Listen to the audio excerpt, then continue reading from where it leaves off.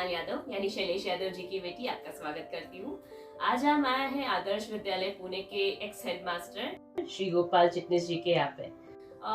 Headmaster और teacher होने के अलावा ये एक आर्टिस्ट भी थे और इन्होंने हमारे पापा को यानी आपके चैनल के होस्ट को 10 सालों तक पढ़ाया है।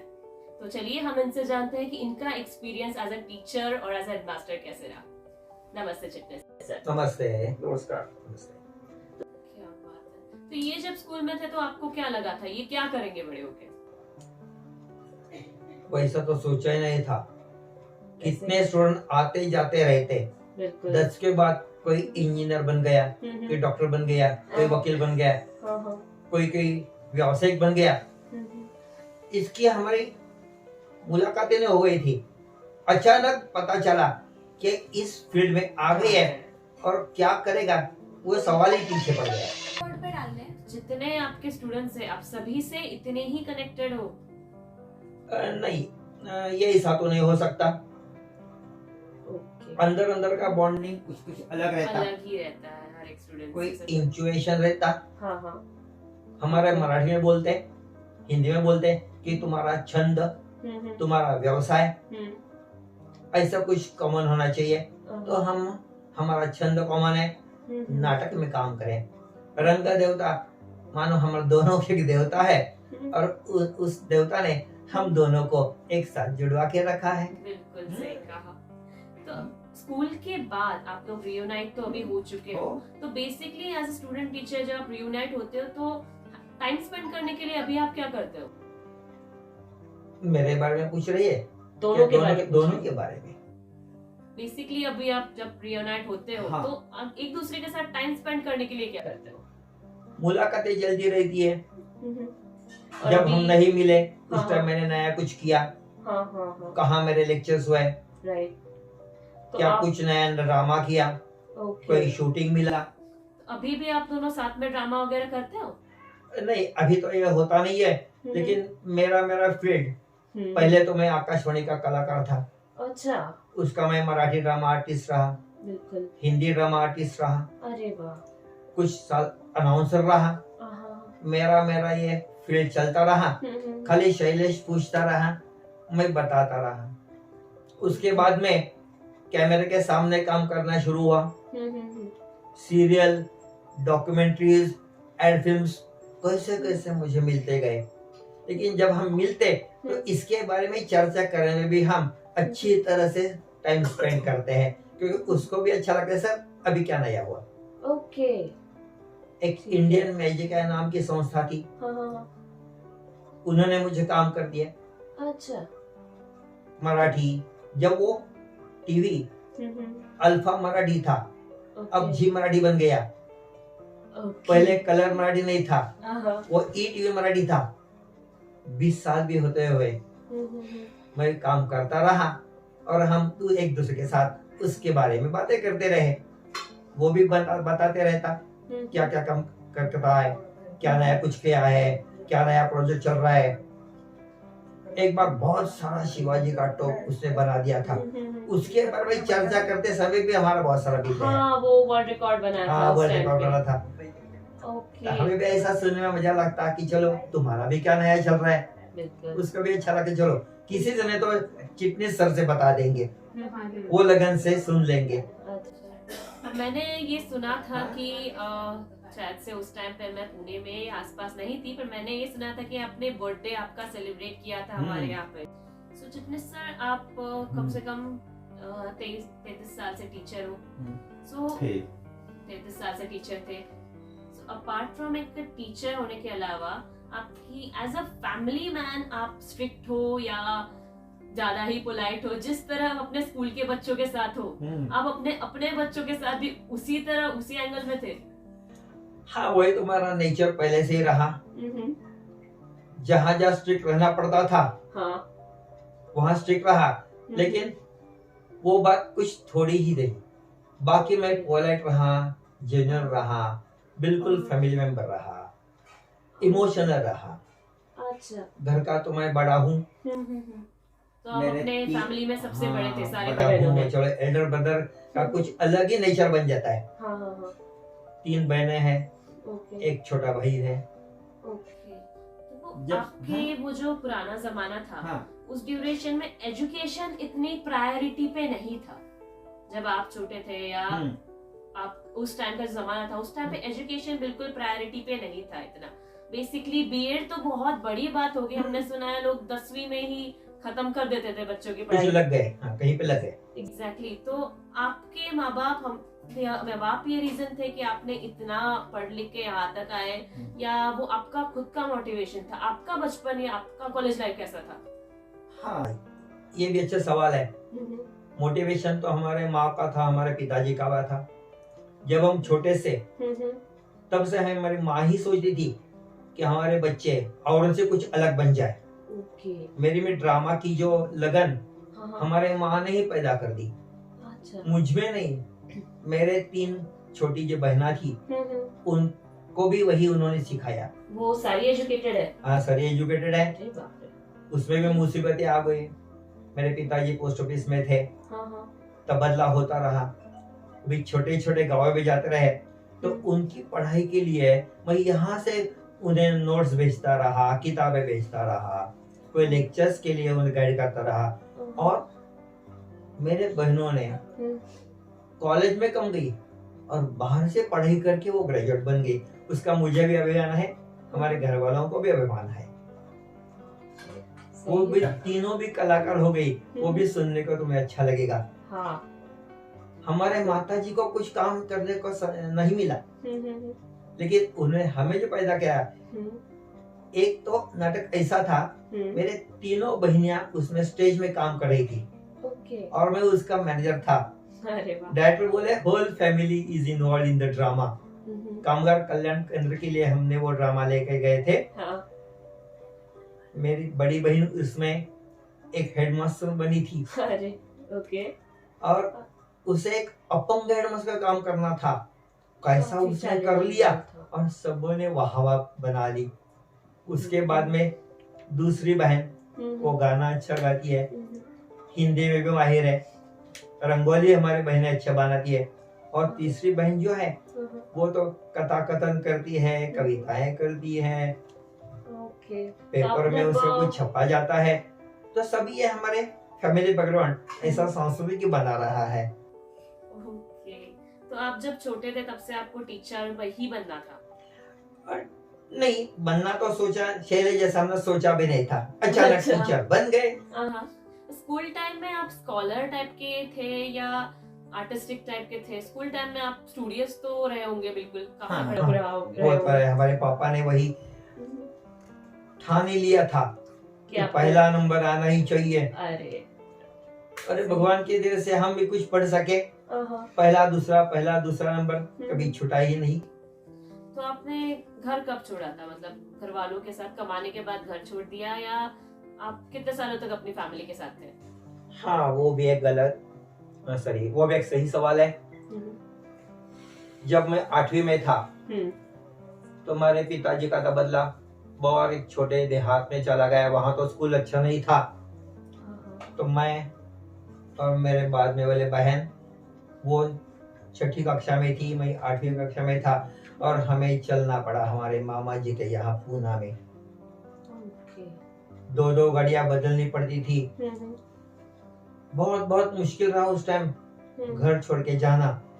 लेकिन जैसे हमारे पिताजी का कहना था, माताजी का कहना था, उन्हें हमें मनवा लिया। हाँ। और हम मामा जी के यहाँ रहने को दाखिल हो गए। यहीं पे आपकी पढ़ाई पूरी हुई? हाँ, और यहाँ पे मैं रास्तापेड़ा स्कूल में पढ़ता रहा। वहाँ की टीचर भी हमें अच्छी मिली ड्रामा के हिसाब से। उन्होंने पहले मुझे आकाशवाणी दिखाई। वीमा एजेंट नाम की एक एकांकिका थी, उसमें मैंने काम किया और चला मैं पूना में काम कर सकता हूँ, और आकाशवाणी के बालोद्यान शिशु विहार में काम करता रहा।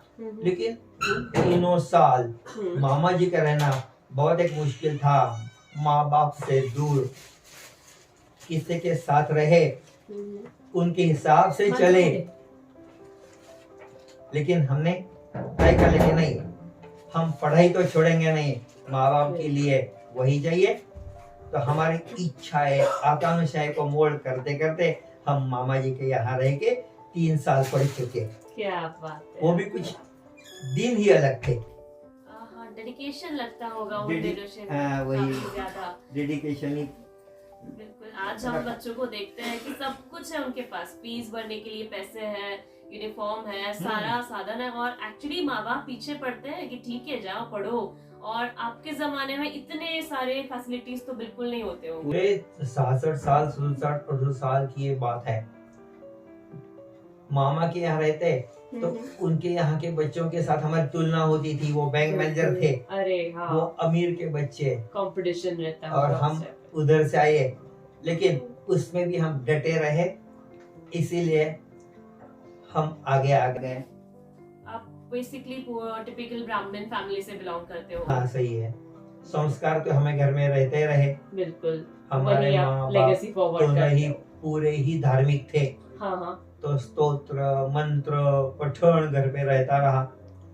संस्कृत की भी मुझे लगन थी, वो भी काम में आ गया। ओके। कुछ अजबी चीजें, वैसा मैं रहा साइंस मैथ्स का टीचर, लेकिन हिंदी मराठी अंग्रेजी संस्कृत चारों की तरफ मेरा ध्यान रहा। और यह स्तोत्र मंत्र मैं भी पढ़ता चला गया, और स्कूल में बच्चों को पढ़ने के लिए मैं काम में आ गया। संस्कृत में बहुत बहुत अच्छे श्लोक थे, टीचर में पढ़ा दिया, हम याद करते रहे। चलो भगवान अलग अलग, कोई सोचते हैं हिंदुओं का वगैरह, हिंदुओं का, मुसलमानों का, क्रिश्चियनों का, लेकिन हमारे संतों ने बोला कि भगवान तो एक है। हम एक संस्कृत श्लोक में वैसा था, श्लोक ऐसा था, आकाशात् पतितं तोयं यथा गच्छति सागरं सर्वदेव नमस्कारः केशवं प्रति गच्छति।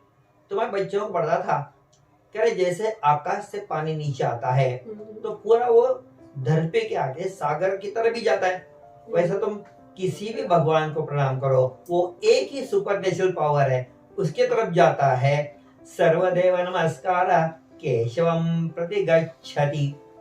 सुनने में भी अच्छा लगता, सुनने वाले को भी अच्छा लगता। बिल्कुल सही कहा। और ऐसा घर में होता रहा।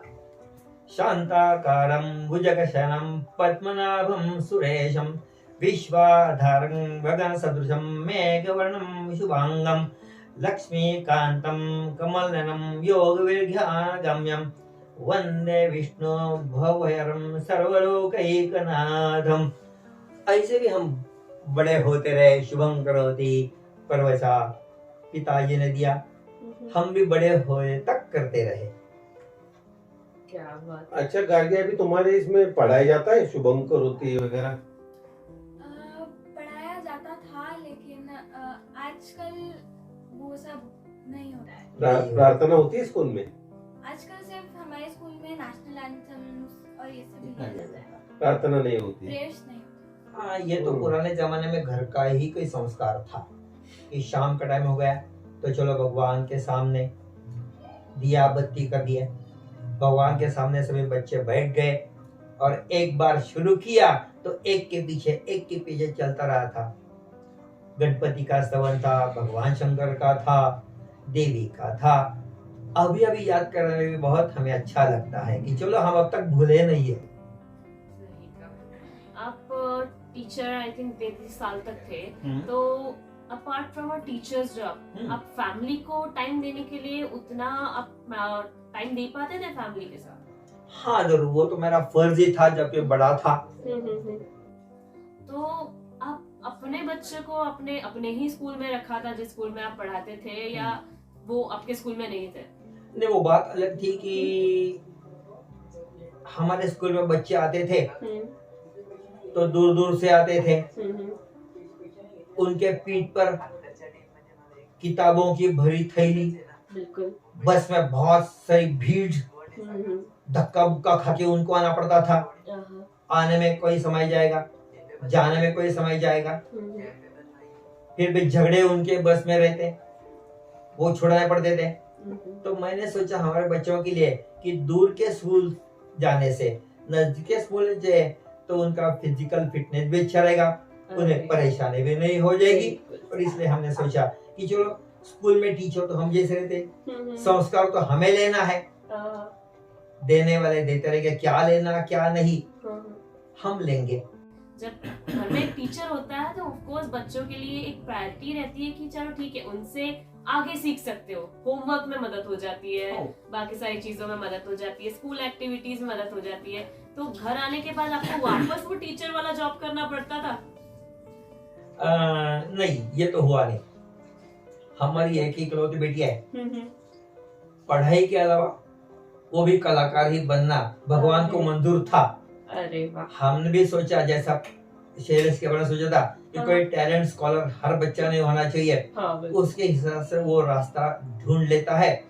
हमारे बच्ची का वही हुआ, कभी हम टीचर घर में बने ही नहीं। उसने कभी मुझसे कुछ मदद मांगी नहीं, लेकिन वो बचपन से डांस में रुचि रखती थी। जब दूसरी तीसरी में थी अच्छे अच्छे डांस करती थी, अच्छे कुछ मिमिक्री करती थी, अपने स्कूल में बच्चों को सुनाती थी, घर में जो मेहमान आए उनको सुनाती थी। तो उस टाइम से ही उसकी रास्ता कलाकार की तरफ चलता गया। जब 10वीं में आ गए तब तक उसके दिमाग में था मैं कुछ अलग करूं, कोई अलग करूं, पढ़ाई में मुझे कुछ रुचि नहीं है। हमने भी आग्रह नहीं कर दिया। उसके बाद हमारी बेटी ने पहले गरबा डांस में काम करना शुरू किया। अच्छा। उसके बाद में उसने भांगड़ा डांस सीख लिया। क्या बात है। उसके बाद में उसने घूमर डांस सीख लिया, वो लेजिम सीख लिया और उसकी कुछ अलग ही पर्सनैलिटी बन गई कि जो आम स्टूडेंट के जैसे जरूरत थी ही नहीं। और मैंने वही अच्छा समझा।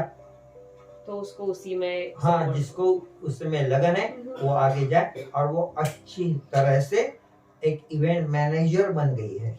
उसका मैं एक फील्ड उसने एस्टैब्लिश किया है, मैं उसका भी प्राउड करता हूँ। तो घर आने के बाद आपका वक्त कैसे जाता था जब आप टीचिंग करके घर आते थे? पढ़ाई में तो थोड़ा सा रस था।